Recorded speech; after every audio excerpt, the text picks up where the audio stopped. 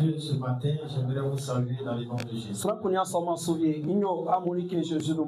vous salue dans le nom de Jésus.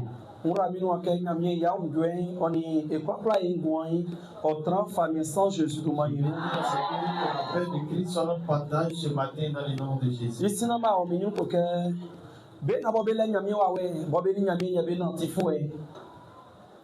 Avant de continuer, tous ceux qui marchent avec l'Esprit de Dieu, tous ceux qui ont l'Esprit de Dieu, qui connaissent la gloire de Dieu, ils savent que notre Dieu est digne d'être loué à nous. Ils savent que s'ils arrivent à manger, encore ça vient de Dieu.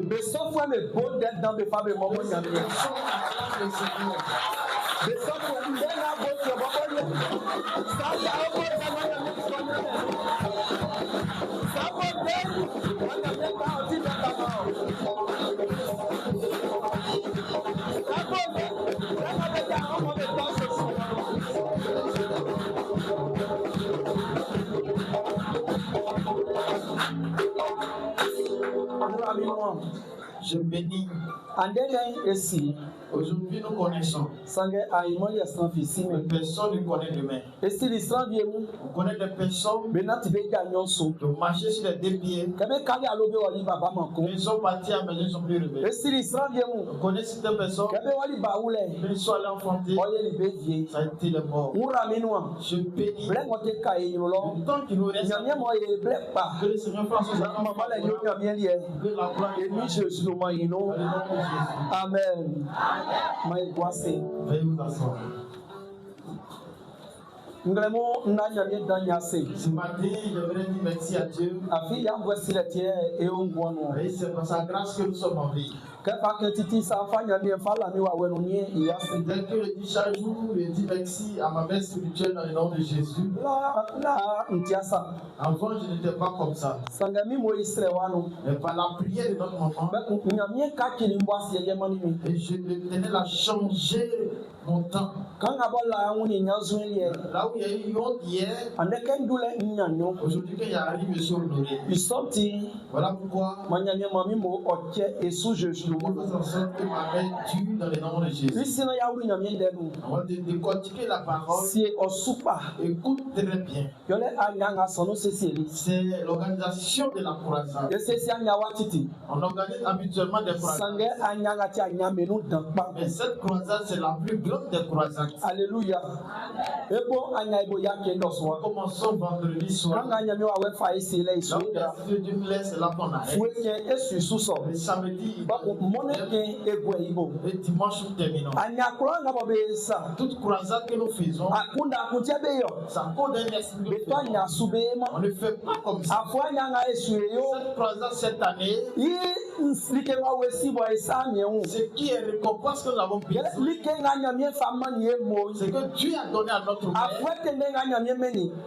la dureté, la gloire que Dieu a donnée, l'argent que Dieu a donné, les bonnes choses que Dieu a mis que Dieu a compassion, il transmet aux gens. C'est comme ça le Seigneur. Quand quelqu'un de sait en vérité, en vieillissant, il distribue ses dons. C'est pas toute personne qui va avoir. Il y a des personnes qui peuvent marcher mais ils ne vont pas avoir la grâce. Les personnes qui ont l'esprit ouvert, ils auront aussi. L'esprit fermé, ils n'auront rien. Alléluia. Voilà pourquoi dans cette croisade, on a partagé. On devrait rassembler quelque chose pour donner à notre maman. Est-ce que nous sommes là? Est-ce que nous sommes là? Est-ce que les enfants de Dieu sont là? Il y a des personnes, les esprits sentent que la bénédiction et l'esprit central vient arracher. On a vu ça au temps de Daniel. Voilà pourquoi on dit le jeudi soir, tous ceux qui attendent ma voix, personne ne mange.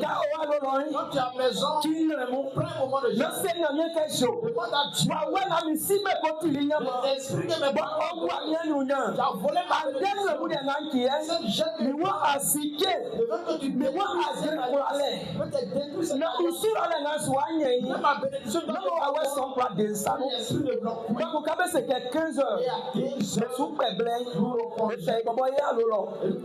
À maison. Le soir, papa et Ayawa. Le jeudi soir, 19h. après de 19h. Ça sera pour nous d'avoir un bon moment.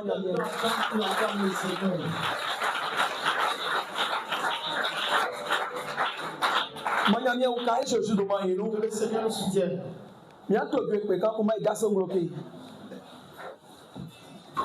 Donnez un micro à lui qui est derrière, le chant qui est derrière la qui vient devant. Donnez-lui un micro. Et ceux qui répondent les gens aussi.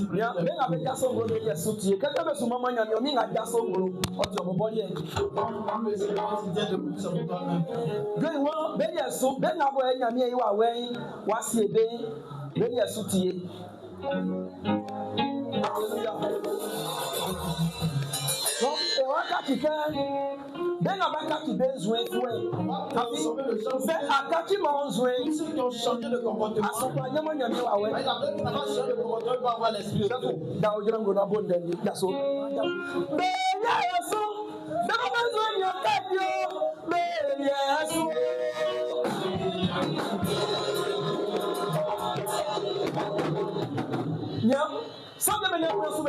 il y a des gens qui n'ont pas encore reconnu ce genre. C'est vous qui acceptons pour que l'esprit vienne. Si tu réponds très bien, l'esprit va quitter en toi. C'est que yes. C'est que yes.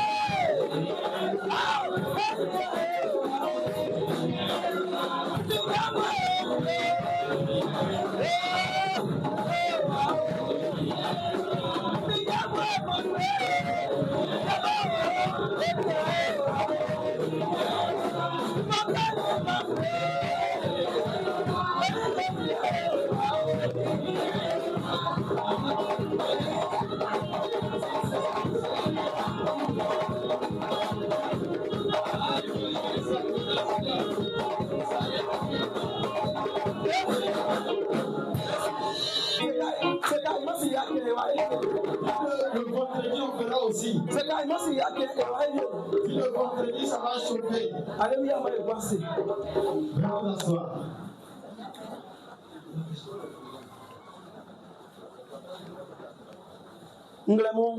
Ce matin, nous allons décortiquer la parole de Dieu. Seigneur, merci à vous, Jésus, si Dieu fait la grâce, on ne va pas durer. Seigneur, il faut voir qu'on pense sur et amène ton esprit ici.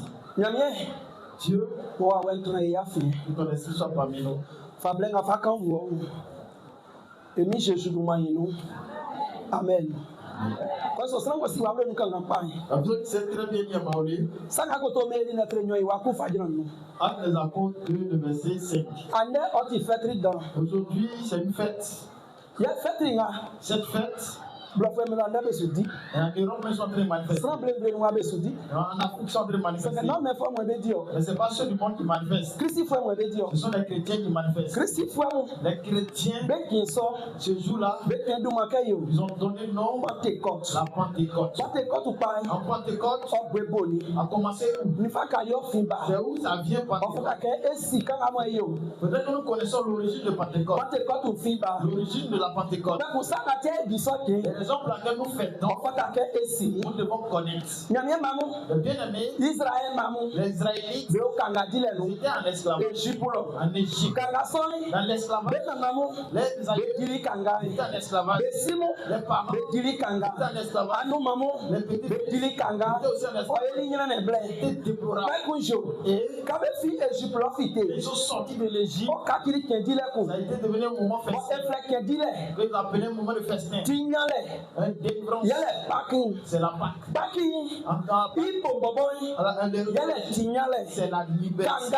L'esclave, ton esclavage est fini. Après la Pâque, le 50e jour, ils ont fait autre fête. La fête qui suit. On appelle la Pentecôte. Qu'est-ce qui est la Pentecôte? C'est la reconnaissance de Dieu. Comme Israël ont été sauvés, ils sont sortis de l'esclavage. Ils ont fêté le jour de la libération. Dans le 50e jour, ils sont dans les différents pays. Ils sont à Jérusalem. Ce jour-là, il n'y avait plus portable. Il y avait des informations. Les Juifs savaient. Papa Emmanuel, si les responsables de famille, si les parents à Abidjan, ils peuvent envoyer quelqu'un. Allez-y, dis à quoi? Nous avons fait un moment de remerciement. Pentecôte, Ancien Testament, dans l'Ancien Testament, un moment de remerciement. Ils donnaient les informations. Quand on se rassemble, on se rencontre à le nom d'un bien. Tu peux prendre des argent. Tu peux prendre de l'argent. Tu peux prendre quelque chose. En venant, prends quelque chose de que ça soit avec toi. Et envoie. Ce jour-là, c'est un moment de fête. La semaine de la fête. Dans les jours viennent, ils font jusqu'à 7 jours de festivité. Ils ont donné le nom. Celui chemin de vie. Tous les Juifs et tous rencontrés à Jérusalem. Alléluia. Est-ce que tu me suis? Est-ce que tu me suis? Est-ce que tu me suis? Ce jour-là, quand c'est proche, tu vas tomber dans le moment. Prophétie que Joël a dit. Quand le temps allait à les jeunes filles, les jeunes hommes, il va leur donner son esprit. Mais il sera nous lisons Actes des Apôtres, le verset 1. Jésus à côté de Jésus a dit aux apôtres, Restez à Jérusalem. restez à Jérusalem. Restez à Jérusalem. Attendez l'esprit qui vient avec vous, qui vient vous fortifier. Alléluia. Ce jour-là, qui était une semaine de fête. C'était un jour de renaissance. Les Juifs étaient réunis. Ils étaient en train de fêter les apôtres. C'était dans une messe. personnes. Jésus kani. C'est que Jésus a dit. De la fille d'Esso. Ils ont cru. Jésus wa mu ka Jérusalem. Nyamia wa wa ba. L'esprit de Dieu viendra. Awa tiamu. Viendra vous donner. Amu akọ blem Vous allez partir dans toutes les Amu akọ bonda si Vous fait. allez évangéliser. Amu adi mi duma. Vous allez faire vos So kame la fille de Jésus kani soti. la parole de Donc Jésus. de kani Jérusalem. De la ngwa ya be yo. Ils étaient là. De la be sre nyamie. Prière. Be sre nyamie. Prière. Uwe tia be sre. Ndanga Jésus kani. De la fille d'Esso. Be si ka yo. Be be brebelu. Sanyo mi wa wemba. Sanyo mi wa wemba. Sanyo mi wa wemba. De la be subide. Uwe be sre. De la be subide. Uwe be sre. C'est que yes. Kangama yo. Like nga lafia su inu akwa jamo. Ce que tu ne crois pas, ça peut être accompli. Sa lafia su ka kwa ipa afiya Tu pa. ne crois pas que tu peux réussir, tu ne vas pas réussir. Sa lafia su ka kembile be da obe su tomo. Si tu ne crois pas que tu seras marié, tu ne seras pas marié. Sa lafia su ka se kenga wa nyangwa asinyama ngwa. Si tu ne crois pas que si tu meurs, tu auras la vie, tu n'auras pas la vie. Isuma be lafi. La foi qu'ils avaient, Ba kube ole be sre. ils étaient là et puis priaient. Sa ngo wa ju so su pa. Écoute bien ce qui va arriver.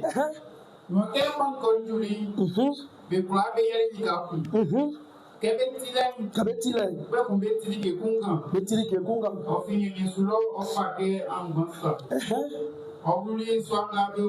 Olu swanga be olu lono.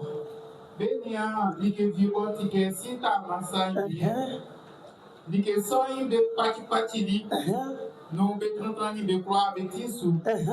Nyami wa we nguli be nou ye, ofa be kakili iye mono. Alléluia. Le be sukan anye ou flet ye mou. Alléluia. Wa we favora be nou kebe kan. Alléluia. Nyame mamu.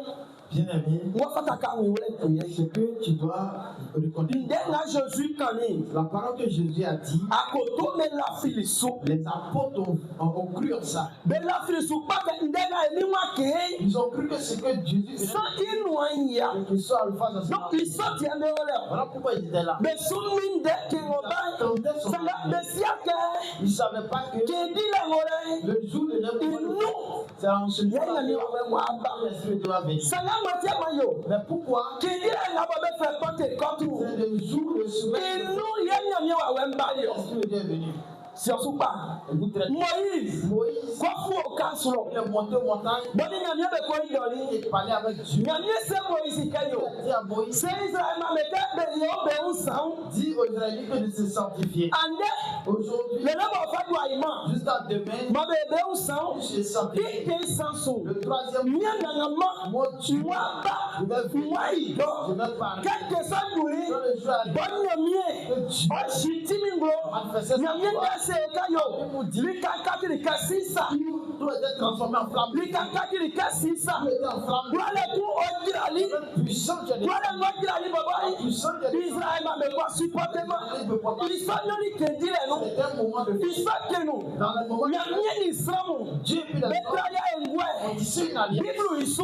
sur la Bible, Boyale nyamie nde. qui est la parole de Dieu. Lekumbaga ba nyamie. Le même jour Ofe inu osunde. que Dieu a donné Ofa no Moïse. donné à Moïse, Kesai. ce jour-là, Oyeli kenga boyo. ça a été un jour Betraya botre kendile. qu'on appelle la semaine. Boyala se la C'est ken. le moment de remercier. Alléluia. Alléluia. Amen. Alléluia. Donc nyamie ni samu. Le Dieu et les hommes Betraya ont engwe. tissé une alliance Inu osunde so. sur sa parole. Kenga boyo. Le jour où Mesule yase. on est en train de dire merci. Kenga boyo. Le jour où Mesudile botre on est ken. en train de faire la Donc journée. ils sont marqués les chiffres. Ce jour-là a marqué les yeux. Leke yo. Comme ça, la Bote katukumba ndue kuche. Pentecôte va arriver. Nyamie inde ngokani. Ce que Dieu a dit Nde inwa waya. va commencer à s'accomplir. Nde inwa waya. Va commencer à s'accomplir. Nyamie awe wanyo. L'Esprit de Dieu dit, Be oswanu lo. ils étaient dans la maison. Be lo be sre Ils nyamie. étaient en train de prier. Be sre nyamie. Ils étaient en train de prier. Sula filenga be lenti. La foi qu'ils avaient, Be bringa be bon. à l'instant, Be tinga nyeko. ils entendent un bruit. Nga nyesɔ fiɛ Ce kplɔsɔ. bruit ne vient pas des Nga gens. nyesɔ nye sro. Ça leur fait peur. Nga nyesɔ Ce bruit ɔwulu suanu. est rentré dans Nga la maison. nyesɔ Ce bruit ɔwulu suanu. Ɔkakikasi ta fumasa. transformé en flamme de feu. Ɔkakikasi ta fumasa. Bɛko paki. Ɔtɛ koto meti su. Akoto na lɔ nyamie suanu. Ɔbɛ lafi Jésus su. Ɔbɛ lafi nyanya Jésus kani su. Kɛyi wa wɛ sambali. Ɔtɛ na meti su.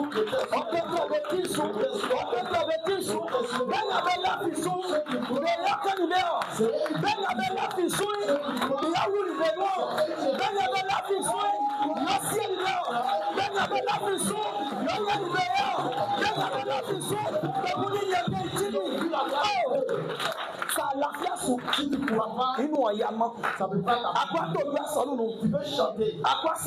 Tu peux savoir danser. Tu peux prêcher. Tu peux plaire à tout le monde. Mais à la fiasse, il y a Jésus quand c'est à la fiasse, il y a la campagne, c'est là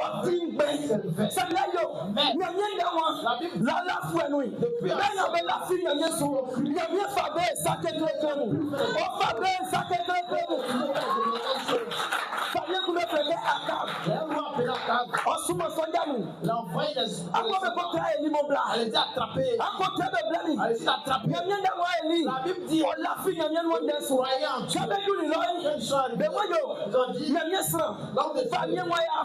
Dieu dit de chercher. Qui vient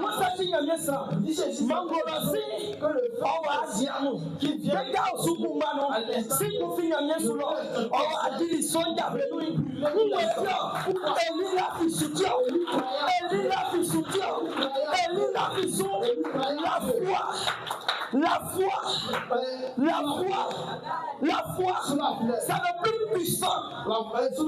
Le plus puissant. Chose qui peut te donner la vie. Alléluia. Daniel. Ils ont attrapé Daniel. Le mettre en face de lion. Les gens commencent à clamer.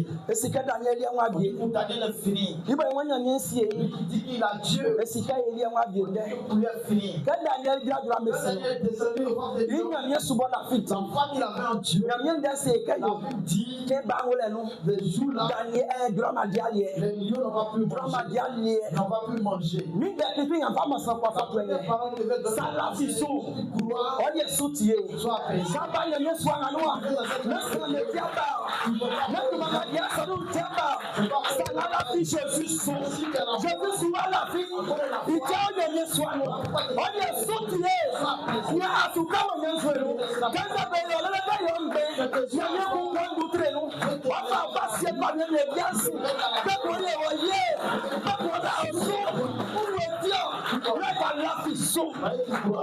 Alléluia.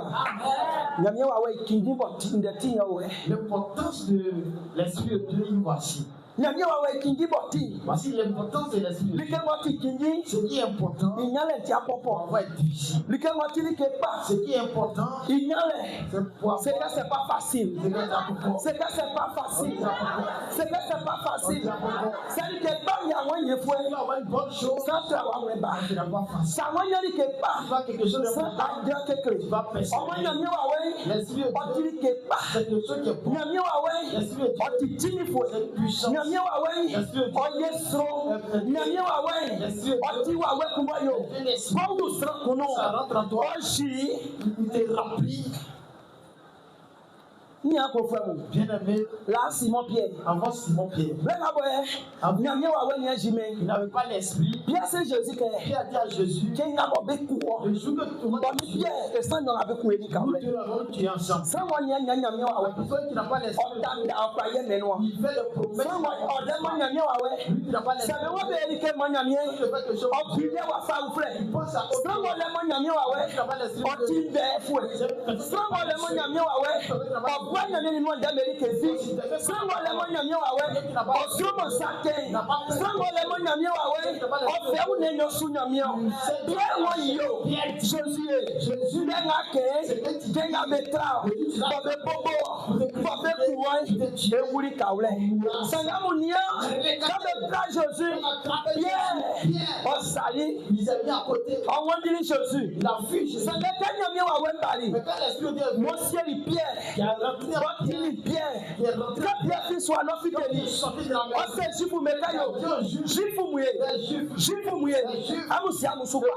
Jésus-Christ Nyamukuni. Donc vous avez Bamusieli. Jésus guérit. Quand Jésus guérit, quand Jésus a ressuscité, il nous a donné son esprit. il sortit. Voilà pourquoi changez vos comportements. Quand vous baptisez, ce jour-là, on dit 3000 personnes nous ont confié. C'est comment l'importance du Saint-Esprit. L'importance du Saint-Esprit. L'importance du Saint-Esprit. Bien aimé, quand l'Esprit est descendu, qu'est-ce qu'il a montré aux hommes de faire de façon qui est importante? L'Esprit n'est pas venu en vain. Il est venu pour accomplir les choses. Et pourquoi il est venu? Qu'est-ce qu'il veut que les hommes fassent? La première chose que Dieu demande, que son esprit vienne en homme, qu'il fasse. Pour prendre Actes des Apôtres 1, le verset 8.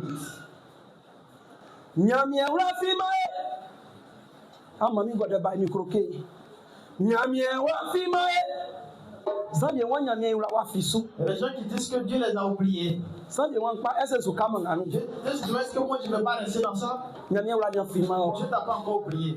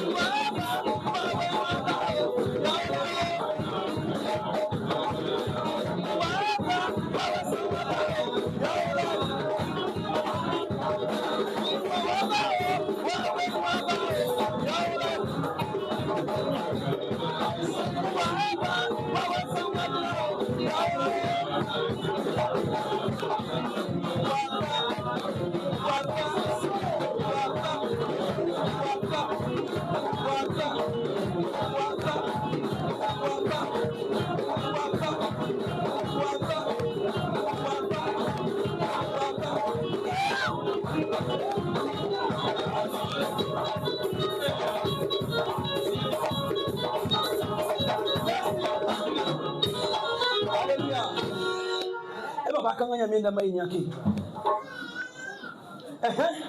blasu dele sanga ko to meri na treku wa mo twe wonze sanga kenya mi wa ko ba amuin c'est que yes oti amu kenya mi wa ko ba oti amu Quand l'esprit de Dieu vient, c'est que yes o wa kami de Jérusalem wa nia kenya mi wa ko ti awa kan mi de quand Jérusalem Dieu est en toi, tu viens évangéliser à Jérusalem. ni ti de me won oni jude me won oni samari lo le oni samari lo de asie ya de asie nya vie de kenya mi wa ba Quand l'esprit de Dieu vient, le ke krikri la première des choses, oti il nous rend fort. oti Il nous rend fort. oti Il nous rend e fort. kura pofue oti e kura sate Il va dominer. oti ora e yapa Il nous rend guéri. oti Il nous rend fort. e bodasi Évangéliser. oti e ko suma e Il nous envoie. oti e takinya mi de koglo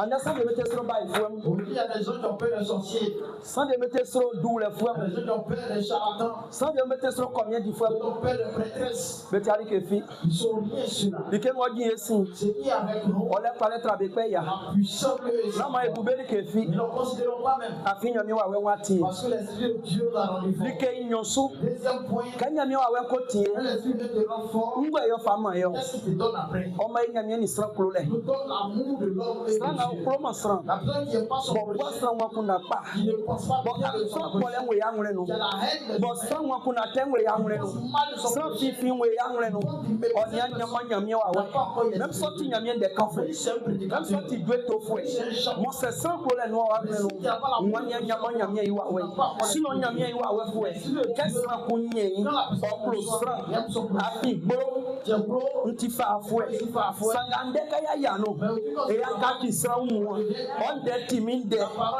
ti on de sanya ye di nkwanya vie di sa wo wo akura ma mi vie ko le go we ya fi ti o nya mi wa we ma be klo sra wa ku da pa de un da sra be su sra bo be mi sra be na ti be mi sra dia no se alléluia ça c'est le rôle du Saint-Esprit fais voir un sang entre nous et encore les autres. c'est vraiment ti alléluia insansu Troisième point, nyame wa we ma engulele l'esprit de Dieu nous donne la sagesse. o ma engulele Nous donne la sagesse. bako e fa nyame desu Et nous veillons sur la parole de Dieu. krisi fa ngole ma kunda Un chrétien qui n'est pas sage, bo ken kura kwa ni me fa me nyande bende ki à chaque fois qu'il y a des problèmes avec les gens du monde, c'est lui qui a tort. me fa me deni ngemu be C'est wanzu lui à chaque fois on lui demande certaines choses. ole ma nyame wa we Il n'a pas l'esprit. sinon sans ole nyame wa we Personne qui a l'esprit. de et Dieu. ta me fa ma ya no On tombe pas dans les pieds de Jésus wa be sama mu Jésus dit, vont vous nde na mu ko kana mbu ya kuna mais ce que vous allez dire, quand je sa ke wa we fa ure quand abu mo c'est mon esprit mettez ça en vous. alléluia alléluia donc nyame wa we ma engulele L'esprit de Dieu nous donne la e sagesse. fa nyame desu Vous veillez sur la bako parole de Dieu. e wete fo Vous êtes sans quoi na ngole nyame wa we un qui a l'esprit de Dieu. bo trion Il n'y a pas d'orgueil en lui. o ijo papa Il ne célèbre pas. onya nyame wa Il we n'a pas encore l'esprit de sanga Dieu. nyame wa we L'esprit de Dieu omo bakunda nous donne la be sagesse. wete Et on devient un. be frolo be no nde me fe Et on a les beaux que so paroles. dazu ça c'est a fo bi bonu balo Si il y a des préjugés qui sortent de notre bout, wa fa be fa be so no la manière de le recevoir, be gengu asu on rit avec lui. nyame wa we L'esprit de Dieu, ikakale nyosu comme ça, il se parle. alléluia Amen. alléluia nken sanso Je dis troisième point. nken sanso manyame ra yesu sa pia Je jesu ne sais ko même pas. kan nyame wa we ko ba Quel esprit de Dieu descend, o ma erike danko nous donne une grande chose. o fa che gratuit Nous donne ça gratuitement. yo le sous la file C'est la foi. la fia Jésus Avant, Pierre n'avait pas la foi en Jésus. sanga ke nyani nyame wa we Quand il a eu l'esprit de Dieu, ba wa la fi Jésus il a cru en Jésus. alléluia Amen. nyame da se ke Pierre La Bible dit Pierre, nia kona tisa quand il marchait comme ça, Bubu a fait mes garçons benanti. Les paralytiques marchaient. Anya si fois me wansi. Les aveugles voyaient. Sous la file anya me wa we family. C'est la foi que l'esprit de Son abo antichrist fois. Une personne qui est chrétien, Sangayo. mais Onya nya sous la file. il n'a pas encore eu la foi. Wa we san yo beteka. C'est parce qu'il n'a pas encore l'esprit. Anya nya ma nya me wa we. Tu n'as pas encore l'esprit. Sinon quand nya me wa we ba. Quand l'esprit de Dieu Omo e sous la file. donne la foi, Et la fi Jésus sous. nous croyons en Jésus. Et si ko le. Nous savons que Et la fi sous pas. nous croyons en lui. Koni ye o no. Il est avec nous. Romain flua wa yo. Lui, le Romain, Nya me wa we kle we pa ka yo. l'esprit de Dieu nous montre Et ti réellement nya me wa sa que pa. nous sommes réellement fils de Dieu. Nya me wa we. L'esprit de Dieu Il s'en sous. Troisième Omo point, sous la file. te donne la foi. Alléluia. Alléluia. Mina mabla. Bien-aimé, Ça la fi nyame si tu sous. crois en Jésus, Ça la fi Jésus si tu sous. crois en Jésus, Oye sotie. sois apaisé. Mama nyame roso. Mo nyoti yo pa fama o. Sa nyame o ngwan na ti wa we san ike. Israël nyame kuli mo ke ngo sa mien. Inu ya Jésus do manu. Amen. Nyame wa we. L'esprit de Dieu O sie Simon Pienti. qui est avec Simon Pierre, Bubu wa fo sous sika. le film a été demandé l'argent. Iwo na ri kefi. Il dit je n'ai rien. Nyame wa we. L'esprit de Idu manu da so nati. à cause de l'esprit de Dieu, toi, il marche. Alléluia. Bubu wa fo bo sestra ye titi. Les films qui demandaient à nous, Oja so waka. j'ai levé. Ben on sunanti. Sous la filet. C'est la foi. Ebo dai kwele wa. On va conclure. Nseli kai su koma moi. Les dieux n'ira pas loin. Akotomu. Les apôtres, Be la fili ndenga Jésus kan ils iso. ont cru à toutes les paroles de Jésus. Itia ba toi be umboku. Voilà pourquoi ils ne sont pas déplacés. Be kali Ils Jérusalem. sont restés à Jérusalem.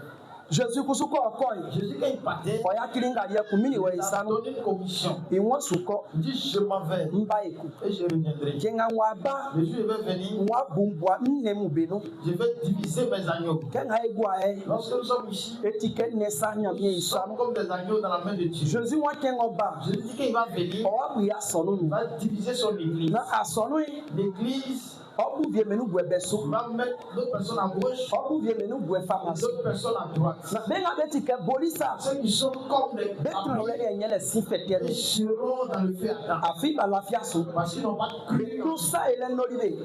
Ils ont eu envie de faire leur volonté. Ba prima suka nyamia wa Ils wesiere. n'ont pas accepté d'être habités par Be les sofa ngo bwali be beso. ceux-là qui les ont mis à Iwo gauche. be wa bu be fo. Ils seront jugés. Be ka nyansu enu. Ils vont rester dans le monde. Be fa be fa gwesi Dans les fetiere. problèmes pour les mettre au feu Uzwe ardent. moto ni bangre no. Le comportement qui a été dans Ethiopia li be boli ni o. voilà pourquoi les appeler tapés. Mami baba bu akunda kai. Bien-aimé, réfléchis. Est-ce que Allah fiso? Est-ce que tu crois en Dieu? Est-ce que Jésus Est-ce ibare? que l'arrivée de Est-ce que Allah fiso? tu crois en Dieu? Esu ekunde sika. Nous cherchons Esu kunde dai.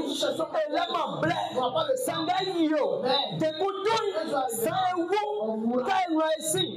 Kana ya dokoi. Etasie liye viemo. Bebie na ubasie lele. Bekili tarwa kaesa. Bekili bafle kaesa. Sanga ba wu. Yega batabe sule. Bebie asuwa fu. Ama yo. Ekusuma sa ewu. Nfa ka ye eko. Si fete ngole. Bakun nyanye sukola ngole. Se ande ngole. Yotiba aswazio. Si aujourd'hui on meurt, Yotiba aswazio. c'est à ce temps-là que tu dois changer. Yotiba aswazio. Que tu dois choisir. Sakuri sona nyame wa wesi e wa Si tu acceptes d'être habité par l'esprit, Odi asuti e. sois apaisé. Se nyame wa wa asie mo. Si l'esprit n'a pas habité, Na se afa musume wa we de. que tu as pris l'esprit des démons, Don le dire kenu. le but du jugement, Oyi ma bozu nwa agwa. tu vas pleurer. Anzemi ma bozu nwa agwa. Oui, mais là, vont couler. E wa usran de mo be sunati fo. Tu vas voir des personnes qui vont marcher dans la perpétuelle bénédiction Be susri. qui seront en train de rire. Beni Abrahamu be Tu sunati. es en train de marcher avec Abraham Sanga elie. et nous, Ba fran gbringa iti. à cause de la chose du monde que nous avons fait, Soa gbringa e plan les ni. grosses maisons que nous avons Ba construites, nga e wuli be mu. les enfants qu'on a mis au monde, Ke su kosi on fete. s'en va dans le feu ardent. Ye ma anya be fu ma kekere kai. Voilà pourquoi le riche a crié fort en disant, Abrahamu Abraham, suma lazamo sanju. envoie Lazare pour m'envoyer un peu d'eau à boire. Bari ma unyrene. Je suis venu, il a connu la souffrance. Odili me kande Il diesa. a vécu la vie que nous vivons aujourd'hui. Okondi le to dandamu. Il a conduit les grosses voitures. Oplani so akpakpa Il a mu. construit les grosses maisons. Odili fe. Il a mangé les bonnes Wa choses. gbe so kanya mi wa Il n'a wesi. pas accepté d'être habité par O wuli be meso gresin Il lo. est mort envoyé dans le feu. Laza ya le fue. Lazare qui était pauvre, Kani weun. qui avait des plaies partout. Anju me kale be kpuli. Les anges l'ont lavé. Nyamie wo kale ri san. La Bible dit qu'il était devenu Oni Abrahamu be sunati. et il marchait avec Abraham. Oni Abrahamu be sunati. Il marchait avec Abraham. Wawuni Abrahamu ni Lazare bon besoin de qu'on fait. Quand le riche a vu Abraham et puis Lazare qui était en train de manifester la On doit qui était dans la joie. Augmente quelque part qu'Abraham souvent Lazare. Fortement Abraham envoie Lazare. Ouais, 1600. Aujourd'hui, il y a du regret. Ouais, 1600. J'ai du regret. Je suis venu, je suis dans la souffrance. Abraham, comment est yafi? Abraham aussi. Comment est yafi? Il y a un tour qui était entre Abraham et puis eux. Et moi, je suis en si il dit envoyé quelqu'un chez lui. Les personnes sont en train de prêcher. Et cette parole est destinée à nous ce matin. Acceptons le changement comportement. Acceptons d'avoir la foi en Dieu. Acceptons de recevoir la parole de Dieu. Si nous acceptons, notre remerciement sera immense.